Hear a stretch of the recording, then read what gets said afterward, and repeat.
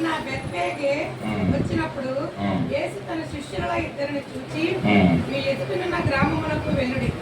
వెళ్ళగానే కట్టబడి ఉన్న యొక్క గాడిదయు దానితో ఒక గాడిద పిల్లయు మీకు కనబడును. వాటిని విప్పి నా యొక్కకు తోలుకొని రండి. ఇక్కడ యేసు ప్రభుల వారు ఇతర శిష్యుల్ని పిలిచి ఎదుటి ఉన్న గ్రామానికి వెళ్ళి కట్టబడి ఉన్నటువంటి గాడిదను తోలుకొని రండి అని ఇతర శిష్యుల్ని పంపించారు. ఇక్కడ కూడా మనం అదే చూసాం, మన కళ్ళకి కనిపించిన విషయం. ఇద్దరు శిష్యుల్ని పిలిచారు. పిలిచి ఎదుర్కోకుండా ఉన్న గ్రామంలోకి వెళ్ళి బేత్పగ్ అనే గ్రామం, ఆ గ్రామంలోకి వెళ్ళి కట్టబడి ఉన్నటువంటి గాడిదని మీరు విప్పుకొని రండి, ఎవరన్నా అడిగితే ఇది ప్రభువుకి కావాలని తెలియజేయండి అని యేసు ప్రభుల వారు చెప్పి ఆ ఇతర శిష్యులకి ఈ పనిని అప్పగించారు. ఏం పని అదంటే కట్టబడి ఉన్న గాడిదని విప్పుకొని తీసుకుని రావడం, అదే పని. ఇక్కడ యేసు ప్రభుల యొక్క శిష్యులు మరి ఎంతో కాలం నుంచి యేసు ప్రభు దగ్గర శిష్యులుగా పనిచేస్తున్నారు. 12 మంది శిష్యులు అయితే ఇంకా 70 మంది శిష్యులు, ఇంకా అనేక మంది శిష్యులు యేసు ప్రభుకు ఉన్నారంట. సపోజ్ ఇక్కడ 12 మంది శిష్యులు అని అనుకుందాం, ఎందుకంటే యేసు ప్రభు యొక్క ఆ యొక్క యాత్ర ముగుస్తున్న సమయం. ఇంకా ఇదిగో మనకి గుడ్ ఫ్రైడే నియర్ బై ఉంది, దగ్గరగా ఉంది. ఆ ఆఖరి దినాల్లో జరుగుతున్నటువంటి సందర్భం ఇది. యేసు ప్రభుల వారు ఆ ఇద్దరు శిష్యుల్ని గాడిద విప్పుని పంపించినప్పుడు వాళ్ళిద్దరు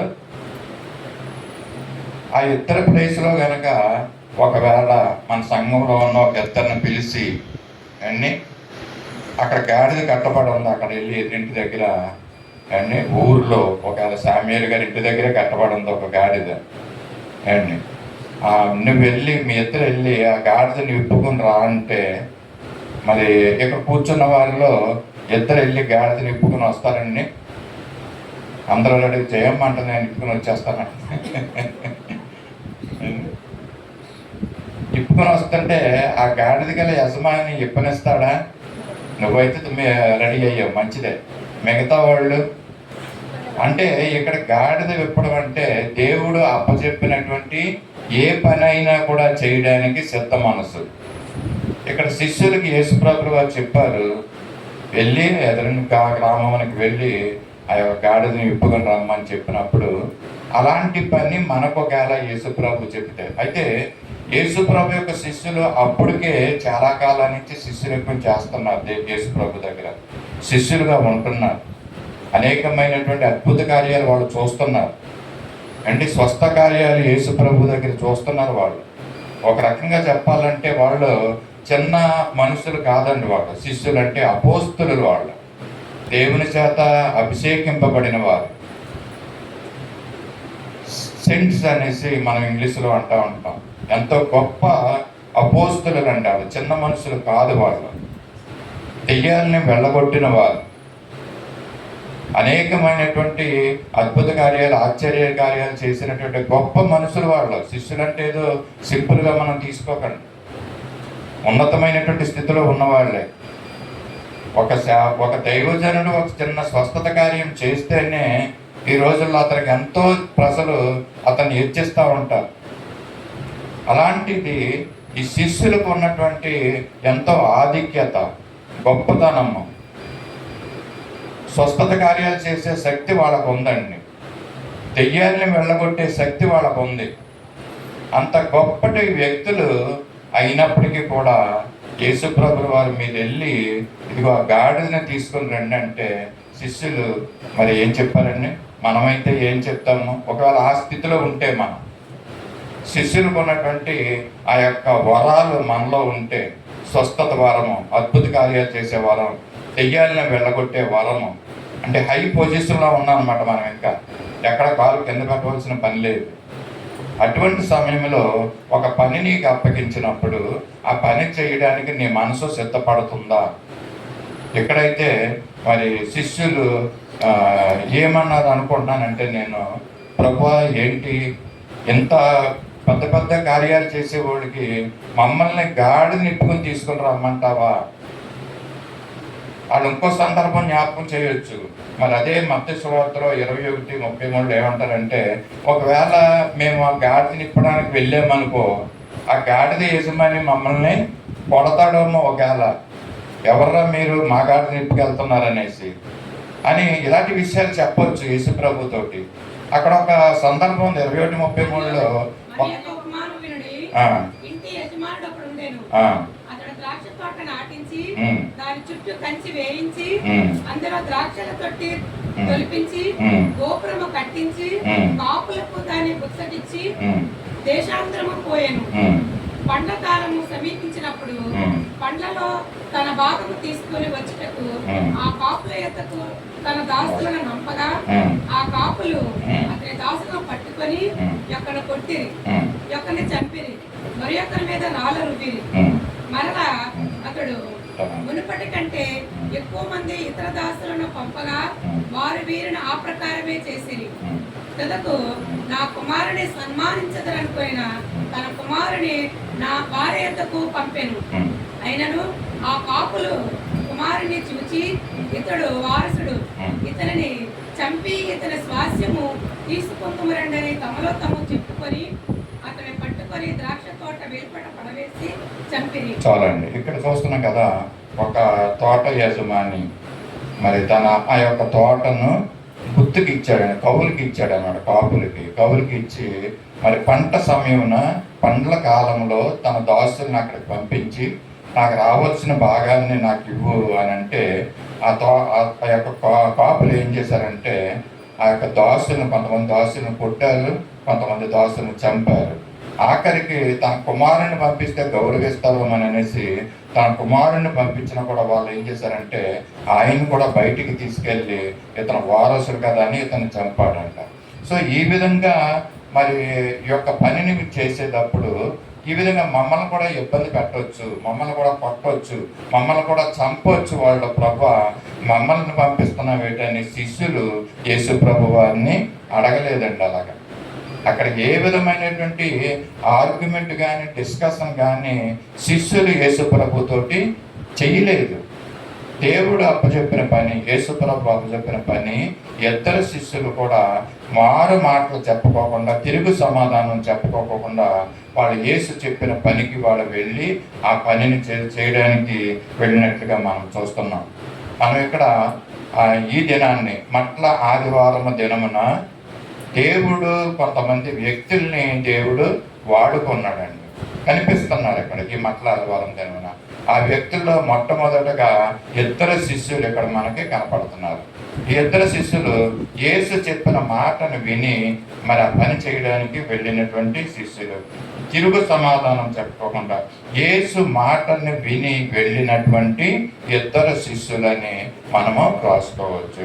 ఇక్కడ దేవుడు ఒక మంచి మాట చెప్తున్నాడు. సమూయేలు మొదటి గ్రంథంలో 15వ అధ్యాయము 22వ వచనంలో ఏమంటారంటే, 15వ అధ్యాయం 22 సమూయేలు మొదటి గ్రంథంలో, బలులు అర్పించుట కంటే ఆజ్ఞను గైకొనుటయు పొట్టేళ్ల ప్రభు అర్పించుట కంటే మాట వింటయు శ్రేష్టమంటండి.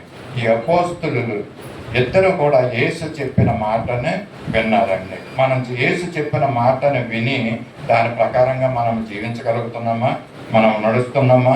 ఇదిగో బలులు అర్పిస్తున్నారంట, కానీ దేవుడు చెప్పిన మాటను వాళ్ళు వినడం లేదు. ఈ దినాల్లో మనం కూడా ఈ విధంగానే ఉన్నాం. ఏయో కార్యక్రమాలు చేస్తున్నాము, కానీ యేసు చెప్పిన మాటకు లోబడి మనము జీవించడం లేదు.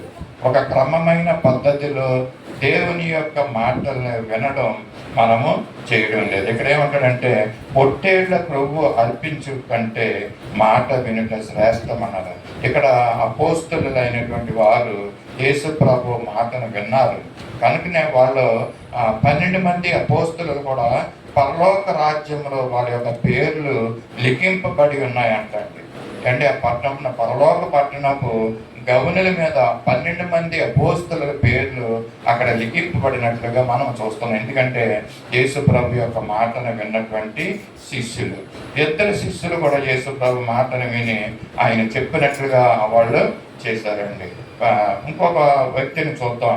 మత్తయి సువార్త 21 అదే అధ్యాయంలో 3వ వచనంలో ఏమనుంటుందంటే, 21:3 ఎవడైనను నీతో ఏమైనను అనిన ఎడల అది ప్రభునకు కావలసినదని చెప్పవలను. వెంటనే అతడు తోలి పెట్టినని చెప్పి వారిని పంపాను. చాలండి. ఇక్కడ వెంటనే అతడు వాటిని తోలి పెడుతున్నాడు. ఈ యొక్క అతడు అని అంటే గాడిద యొక్క యజమాని. గాడిద యొక్క యజమాని ఎప్పుడైతే ఇది ప్రభువుకు కావాలి అని అన్నారో మరి ఆయన కూడా తిరుగు సమాధానం చెప్పలేదండి. ఏ డిస్కషను చేయలేదు.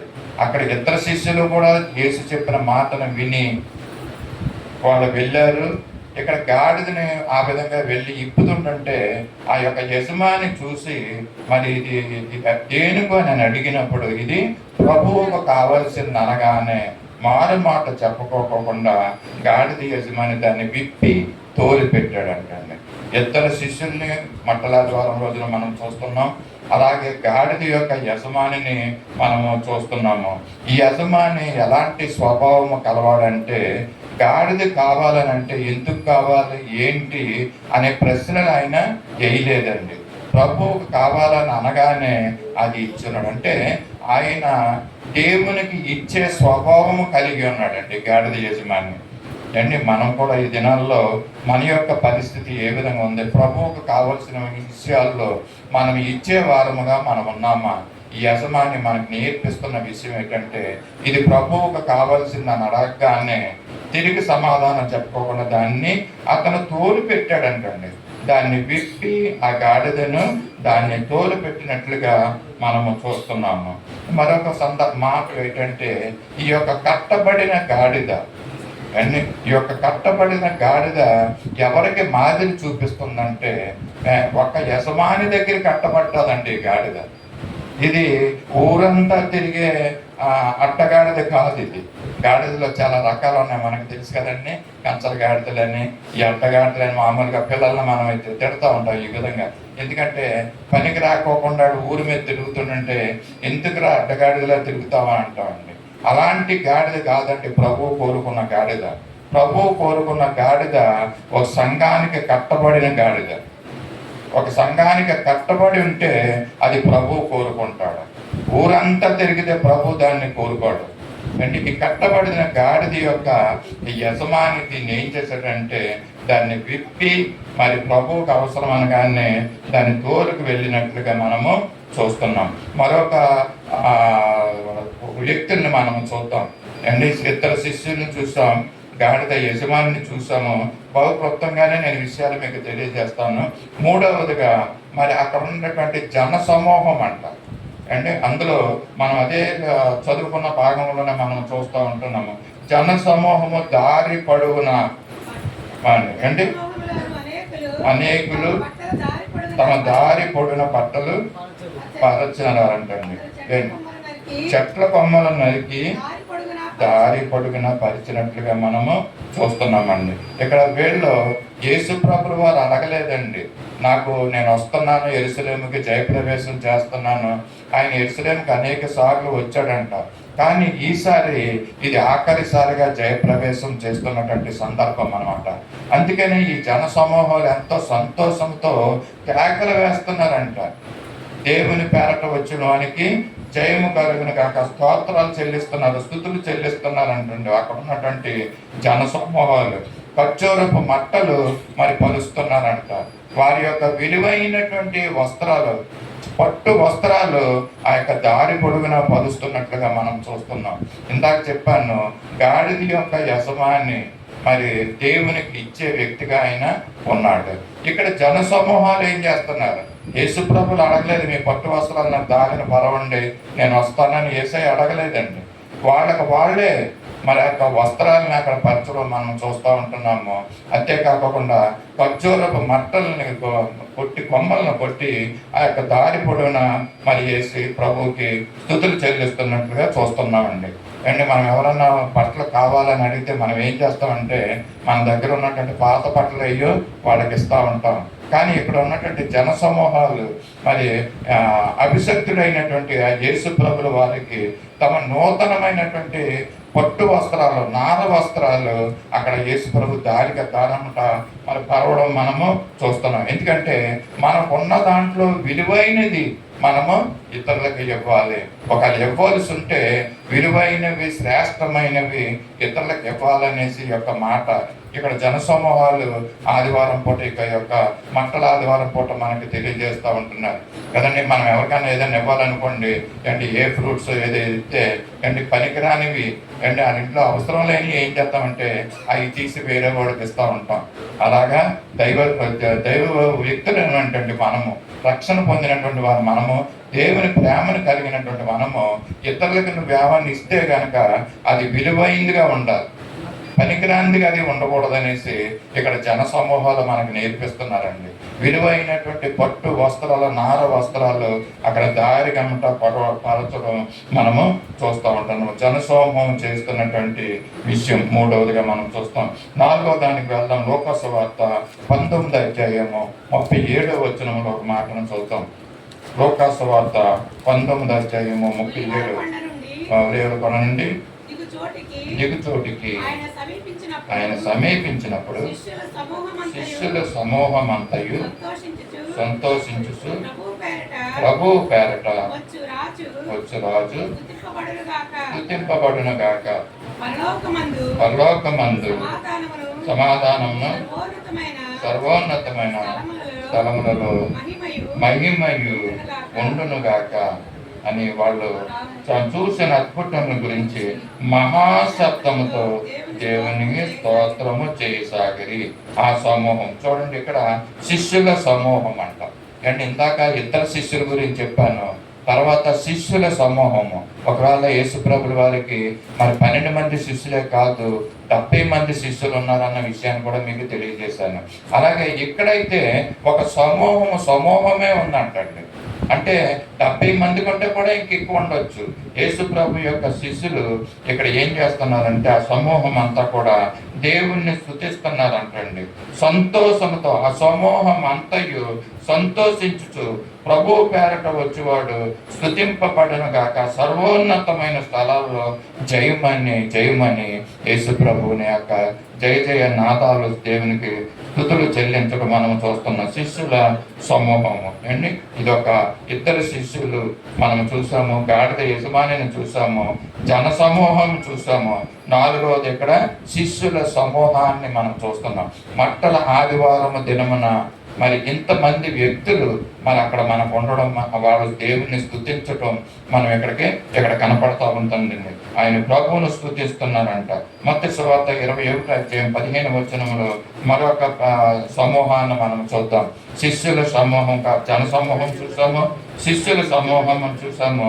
అలాగే మరొక మంది దేవుణ్ణి స్తుతిస్తున్నారంటండి. ఇక్కడ మత్తయి సువార్త 21:15 కాగా ప్రధాన యాజకులను శాస్త్రులను చేసిన వింతను దావీదు కుమారునికి జయము అని దేవాలయంలో కేకలు వేయుచున్న చిన్న పిల్లలను చూచి కోపముతో మండిపడ్డారు. చాలండి. ఇక్కడ ఎవరండి? ఇందాక జన సమూహం దేవుని స్తుతించారు, బట్టలు వేసి దేవుని స్తుతించారు, వస్త్రాల పరిచి దేవుని స్తుతించారు అన్నాను. తర్వాత శిష్యుల సమూహము అంతయు కూడా సంతోషంతో మరి ప్రభు పేరట వచ్చేవానికి జయము కలుగును గాక అని స్తుతించారు. మత్తయి 21:15 ఇక్కడ ఎవరున్నారంటే ఇక్కడ చిన్న పిల్లలు. ఎస్ అండి, ఆదివారం మట్టల ఆదివారం దినమున చిన్న పిల్లలు కూడా దేవుణ్ణి స్తుతిస్తున్నారండి. దావీదు కుమారునికి జయము అనేసి చిన్నపిల్లలు ఇక్కడ మనకి స్తుతిస్తుంటే ఇక్కడ శాస్త్రులు ప్రధాన యాజకులు కోపముతో మండిపడ్డారంటండి. పిల్లలు దేవుని స్తుతిస్తున్నారు, యేసయ్యను స్తుతిస్తున్నారు. అండ్ ఇవన్నీ కూడా ఈ మట్టల ఆదివారం దినమున యేసు ప్రభుల వారు జయప్రవేశం చేసిన దినమున ఇంతకుముందు ప్రవక్తలైనటువంటి వారు ప్రవచించారు. ఆ ప్రవచనాల నెరవేర్పు ఇప్పుడు జరుగుతుందండి యేసు ప్రభు దినాల్లో. మరి యొక్క ఇందాక చూసిన మాటను కూడా మనం చూద్దాం. ఇక్కడ జకరియా 9:9 మరి ఏమని ఉంటుందంటే ఆయన గాడిద మీద రావడం, మరి జయప్రవేశం చేయడం మనం చూస్తూ ఉంటున్నాం. జకరియా 9:9 దాంట్లో సియోను నివాసులారా బహుగా సంతోషించుడి. యెరూషలేము నివాసులారా, యెరూషలేము నివాసులారా, ఉల్లాసంగా ఉండుడి. ఉల్లాసముగా ఉండుడి. నీ రాజు నీతిపరుడును, నీ రాజు నీతిపరుడు, రక్షణ గలవాడును, రక్షణ గలవాడును, దీనుడై గాడిదను గాడిదను గాడిద ఎక్కి పిల్లను ఎక్కి నీ యొద్దకు నీ యొద్దకు వచ్చుచున్నాడు. ఇది జకరియా ప్రవక్త ప్రవచించినటువంటి ప్రవచనం. ఇది ఈ యొక్క మట్టలాదివారం దినమున యేసు ప్రభువు వారు దీన్ని నెరవేరుస్తున్నాడండి. 1000 సంవత్సరాలకు పూర్వము మరి ప్రవక్తల ద్వారా ప్రవచించినటువంటి ఆ ప్రవచనం మరి నెరవేర్పు ఇక్కడ జరుగుతూ ఉన్నది. ఇది 2వ ప్రవచనాన్ని కూడా మనం చూస్తున్నాము. ఇక్కడ మరి చిన్న పిల్లలు అండి ఇక్కడ యేసు ప్రభుని వారిని స్తుతిస్తున్నారంటండి అండి. అలాగే దీని యొక్క ప్రవచనం కూడా ఉంది. మనం చూస్తుంటే కీర్తన గ్రంథం 8వ అధ్యాయము 2వ వచనంలో యొక్క ప్రవచనాన్ని మనం చూస్తున్నాం. అదే ప్రవచనాన్ని యేసు ప్రభుల వారు ఇక్కడ నెరవేరుస్తున్నట్టుగా మనము చూస్తున్నాం కదా. 8వ అధ్యాయము 2వ అధ్యాయము. బాలుల యొక్కయు శత్రువులు పగ తీర్చుకున్న వారికి మాన్పివేయుటకే నీ విరోధులు బట్టి బాలుల యొక్కయు చంటి పిల్లల యొక్కయు స్తుతుల మూలమున నీవు ఒక దుర్గమును స్థాపించున్నావు. ఇది ప్రవచనం అండి. అంటే కీర్తనలో దావీదు ప్రవచించినటువంటి ప్రవచనాన్ని యేసు ప్రభు యొక్క మట్టల ఆదివారం దినమున చిన్న పిల్లలు అక్కడ యేసు ప్రభుని స్తుతించడం, జయోత్సవం చేయడం మనం చూసాము. ఈ దినాన్ని మనం దాని జ్ఞాపకార్థంగా మనం చేసి ఉన్నాం కూడా. చిన్నపిల్లలందరూ కూడా మనతో వచ్చి యేసు ప్రభుల వారిని మరి స్తుతించడం, పాటల ద్వారా ఆయన గణపరచడం మనం చూసాం.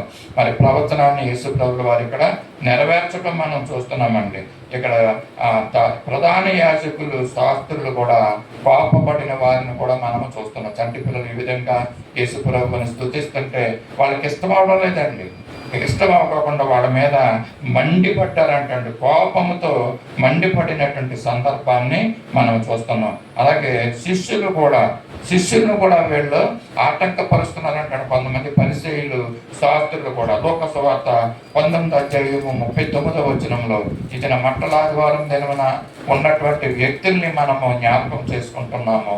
వాళ్ళు ఏ విధంగా ఆ సమూహములో కొందరు పరిసయ్యులు, బోధకుడా నీ శిష్యులను గద్దించమని ఆయనతో చెప్పగా ఆయన వారిని చూచి మీరు ఊరకుండిన యెడల ఈ రాళ్ళు కేకలు వేస్తారని మీతో చెప్పుతున్నాడు. అంటే ఇక్కడ మరి పరిసయ్యులైనటువంటి వారు యేసు ప్రభు శిష్యులు ఆ యొక్క మట్టల ఆదివారం దిన మరి యేసుని స్తుతిస్తున్నారండి. వాళ్ళు ప్రభు పేరట వచ్చి రాజు స్తుతింపబడును గాక, పరలోకమందు మహిమ, సర్వోన్నతమైనటువంటి స్థలంలో మహిమ కలుగును గాక అని వాళ్ళు శిష్యులు మరి ఎంతో గట్టిగా అరుస్తున్నారంట, కేకలు వేస్తున్నారంట యేసు ప్రభు. నిజంగా ఎంతో సంతోషకరమైనటువంటి ఆ యొక్క సందర్భం అంటే వారి యొక్క సంతోషాన్ని పట్టుకోలేకపోతున్న శిష్యుల యొక్క సమూహాలు, శిష్యులు, చంటి పిల్లలు అందరూ కూడా ఆ దినాన్ని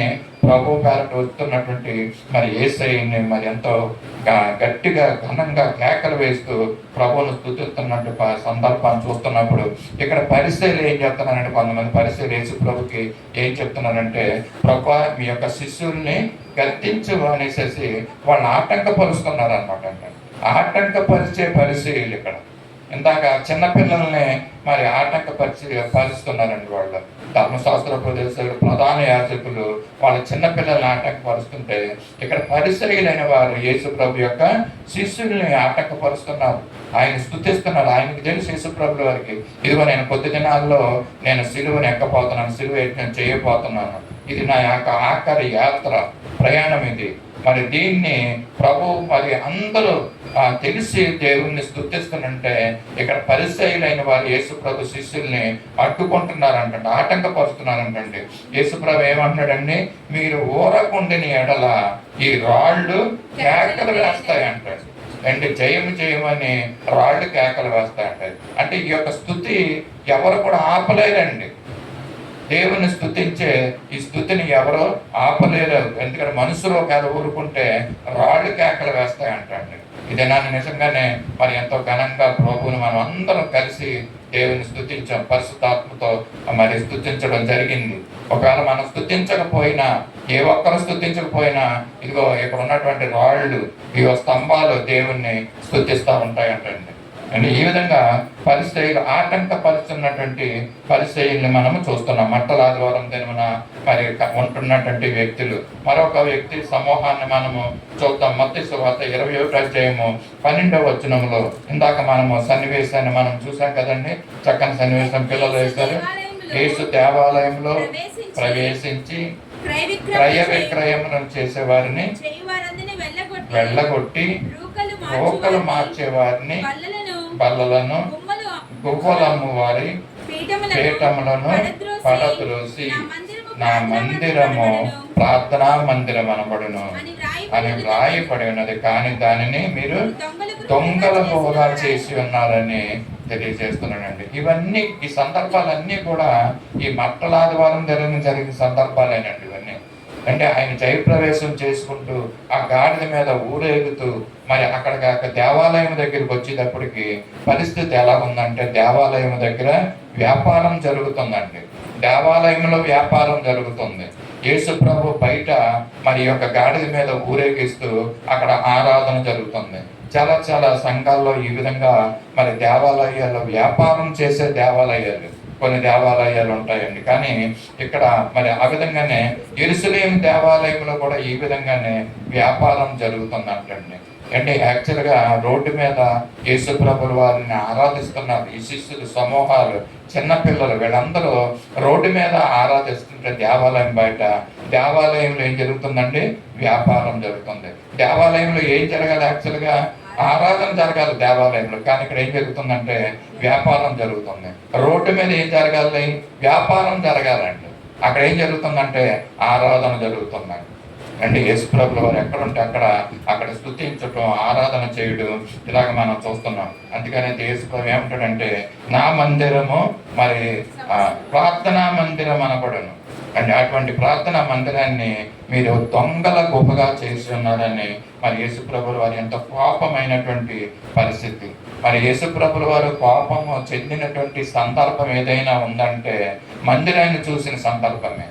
ఆ సందర్భంలోనే దేవునికి కోపం వచ్చిందండి. ఆయన జీవించిన కాలంలో అనేక సందర్భాలను చూశాడండి, అనేకమైన విషయాలు చూశాడు, కానీ ఎక్కడా కోపం తెచ్చుకోలేదు. కానీ దేవుని మందిరం పాడవుతుంటే ఆయన ఇంకా తట్టుకోలేకపోయాడు అనమాట. కోపము చెంది ఇదిగో అక్కడ ఉన్నటువంటి ఈ సన్నివేశం చూసాం కదండి. ఇంకా భయంకరంగా ఎలా ఉంటుందో ఆ సన్నివేశం. యేసు ప్రభుల వారు మన ఆ దినాన్ని చేసినటువంటి సన్నివేశం, ఆ గువ్వలమ్మ వారిని, వ్యాపారం చేసేవారిని, ఆ యొక్క పీఠాలని అంటే ఆ టేబుల్స్ అన్నిటిని కూడా పడదోసేసాడంటండి. అంత పాపము యేసు ప్రభుల వారికి వచ్చింది. ఎందుకంటే మందిరాన్ని పాడు చేయడం, అంటే మందిరాన్ని ఆటంకపరిచే వారిని ప్రభు ఎంత కోపం అవుతాడో ఈ సందర్భం ద్వారా మనం చూడొచ్చు. కనుక మనం ఎవ్వరం కూడా మందిర పరిచర్యకి ఆటంకం చేసే వ్యక్తులుగా మనము ఉండకూడదండి. అంటే చిన్నపిల్లల్ని ఆటంకపరిస్తే ఏమన్నట్టే దేవుడు వారి మెడకి ఏంటంటే తిరుగుడు రాయిని కట్టి మళ్ళీ పైకి వత్తడం అనే వాడిని సముద్రంలో పడమేమన్నాడు అండి.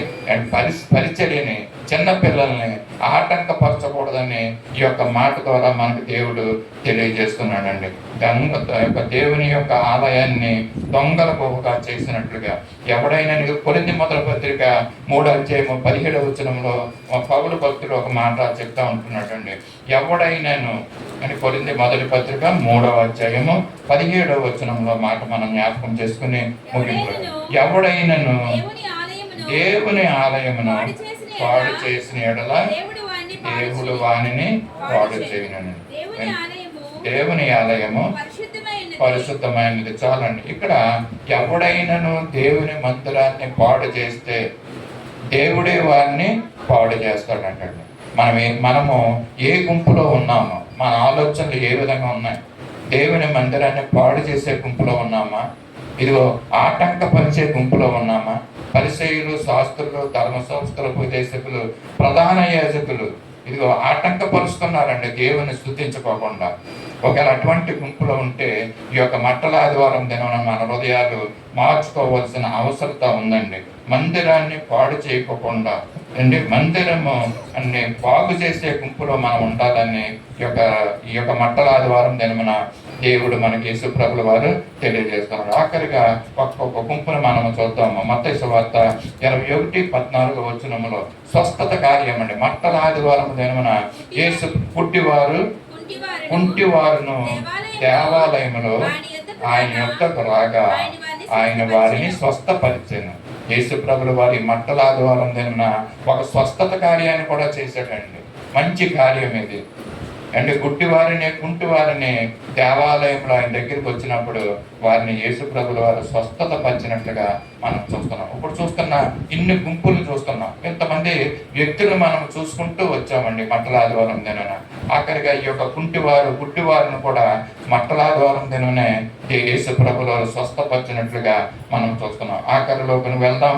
మత్తయి సువార్త 21:10 మరి అక్కడ ఉన్నటువంటి ఇంకొక సమూహం వచ్చినప్పుడు పట్టణమంతయు ఈయన ఎవరో అని కలవరపడ్డారంటండి.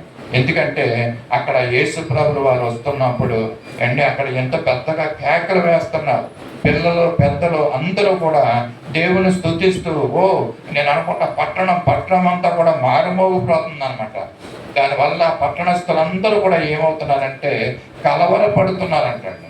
ఎవరు ఈయన, అసలు ఈ వ్యక్తి ఎవరు? ఎందుకంటే మరి చాలా మంది యేసుప్రభుని గురించి విన్నారు కానీ యేసుప్రభుని చూడనటువంటి వ్యక్తులు చాలా మంది ఉన్నారు. ఎప్పుడైతే ఈ కేకలు ఈ యొక్క ఇవన్నీ వినపడుతున్నాయో వాళ్ళందరూ కూడా ఏం జరుగుతుందో అనేసి అక్కడికి రావడం చూడటం మనం చూస్తున్నాం. పట్టణస్థులందరూ కూడా ఒక కలవరం చెందారంటండి. ఈ యొక్క కలవరం చెందే గుంపు పట్టణస్థులందరూ కూడా మరి వీటిని మనం చూస్తున్నాము. మరి మరొక మాటను చూసి ముగించుకుని యోహాను సువార్త 14:27 యేసు ప్రభులు వారు ఆ పట్టణస్థులందరూ కలవరపడుతున్నప్పుడు ఒక మాటను తెలియజేస్తాడండి. ఏమంటాడంటే అంగీకరించి వారిని గైకుని వారు నన్ను సేవించవచ్చు. చాలండి. ఇక్కడ ఏమంటాడంటే నా శాంతిని మీకు అనుగ్రహించి వెళ్ళుచున్నాను మీ హృదయాల్లో కలవరం చెందొద్దు. యోహాను సువార్త 14:1 కూడా ఈ మార్పును మీరు చూడక్కర్లేదు. మీ హృదయములను కలవరపడనీయకుడి, do not trouble your hearts అనేసి మీ హృదయాన్ని కలవరపడకోకుండా మనం చూసుకోవాలంటే యేసు ప్రభువు వారు మనకు తెలియజేస్తున్నాడు. పట్టణం అంతా కూడా మరి కలవరపడినటువంటి పరిస్థితి ఇక్కడ మనం చూస్తున్నాం. ఈ యొక్క మట్టల ఆదివారం దినమున మరి వ్యక్తుల్ని మనం చూస్తామండి, సందర్భాలని మనం జ్ఞాపకం చేసుకున్నాం. ఆఖరికి మాటలు చెప్పి ముగిస్తున్నాను. యేసు మాట విని వెళ్ళినటువంటి ఇద్దరు శిష్యుల్ని మనం మొట్టమొదటిగా మనము చూస్తున్నాము. మరి అలాగే రెండవదిగా మరి ఇచ్చే స్వభావం కలిగినటువంటి గాడిద యజమాని, అడగగానే ఇచ్చినటువంటి యజమానిని మనం చూసాము.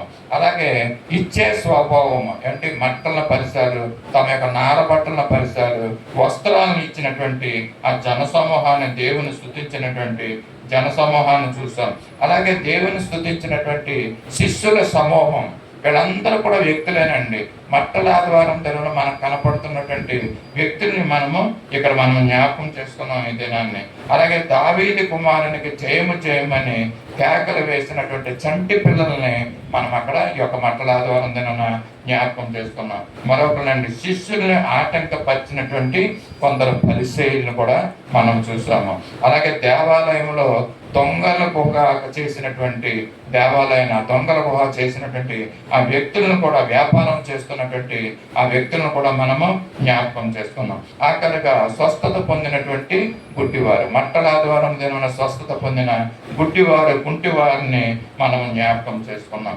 అలాగే ఆఖరిగా ఆ యొక్క పట్టణస్థులు కలవరం చెందారండి. వాళ్ళందరూ కూడా ఆ దినాన్ని జరుగుతున్న సందర్భాన్ని చూసి కలవరం చెందినటువంటి ఆ యెరూషలేము పట్టణస్థులను కూడా మనం జ్ఞాపకం చేసుకున్నాం. మట్టల ఆదివారం దినమున 8 మంది 10 మంది దగ్గర వ్యక్తులు మనకు వచ్చారండి.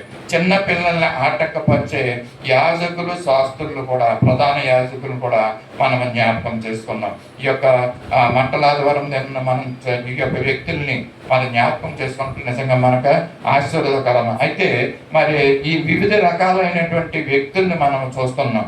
ఎలాంటి వ్యక్తులు ఉన్నారు, పరిచర్యని మరి ప్రోత్సహించినటువంటి వ్యక్తులు ఉన్నారు, మరి జరుగుతున్న సందర్భాన్ని ఆటంకపరిచినటువంటి వ్యక్తులు కూడా ఉన్నాం. కనుక ఈ యొక్క దినమున మనం జ్ఞాపకం చేసుకోవాల్సింది ఏంటంటే మనం ఏ గుంపులో ఉన్నామో మనల్ని మనం పరీక్ష చేసుకోవాలి. ఒకవేళ ఆటంకపరిచే మరి గుంపులో కనుక మనం ఉంటే దేవుడు మన జీవితాన్ని, మన హృదయాన్ని మార్చి ఇదిగో ఈ పరిచర్య నిమిత్తం, దేవుని మందిరం నిమిత్తం, ఇదిగో మాకు దొంగల గొప్పగా అవ్వకపోకుండా మరి యొక్క దేవుని మందిరంలో ప్రార్థనలు జరిగే విధంగా, ప్రార్థనా మందిరముగా మన మందిరం ఉండేలాగా దేవుడు మనందరినీ అట్టి స్థితిలో నడిపించాలని కోరుకుంటూ ఈ మాటలు నేను ముగిస్తున్నాను. దేవుని యొక్క కొద్ది మాటలు మన వెనుకలో దీవెనకరంగా ఆశీర్వాదకరంగా చేయనుగాక.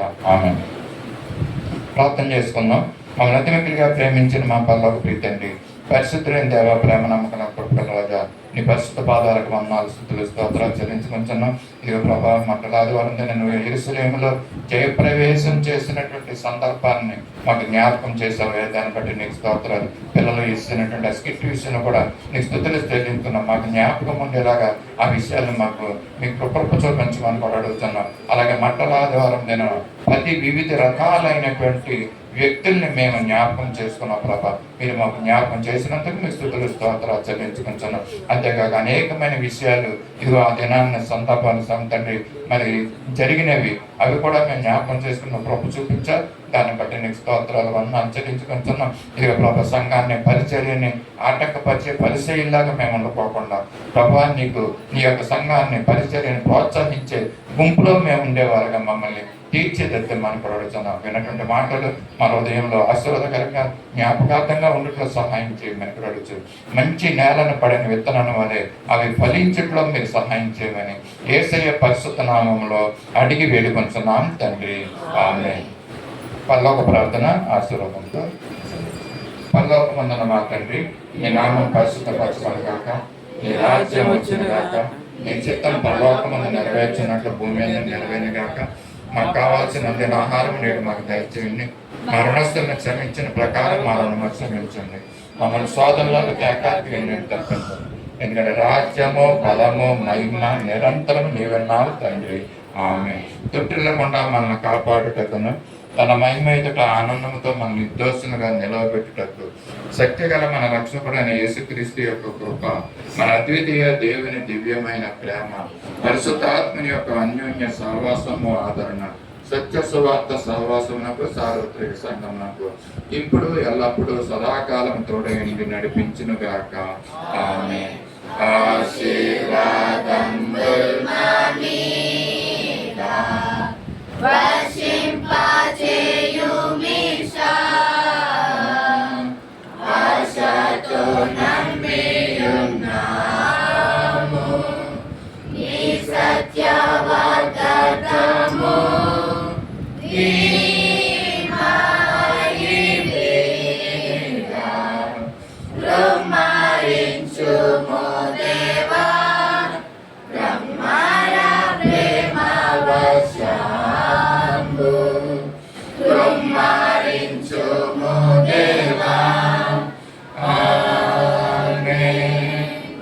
అందరికీ వందనాలండి.